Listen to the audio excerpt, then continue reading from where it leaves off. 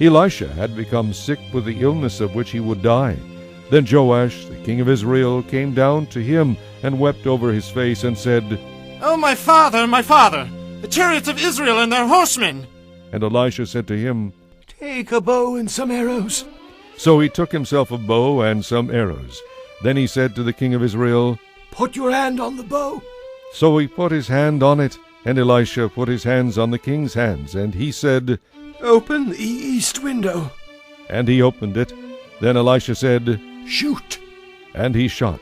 And he said, "The arrow of the Lord's deliverance, and the arrow of deliverance from Syria. For you must strike the Syrians at Aphek till you have destroyed them." Then he said, "Take the arrows." So he took them. And he said to the king of Israel, "Strike the ground." So he struck 3 times and stopped.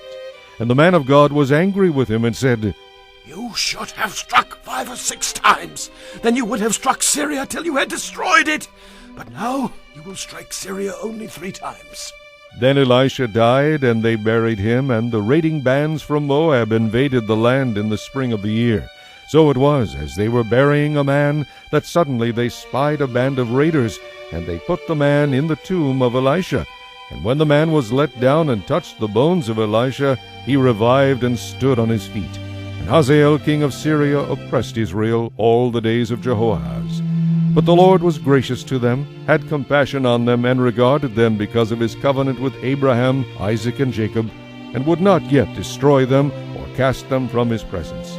Now Hazael king of Syria died. Then Ben-Hadad his son reigned in his place. And Jehoash the son of Jehoahaz recaptured from the hand of Ben-Hadad the son of Hazael the cities which he had taken out of the hand of Jehoahaz his father by war.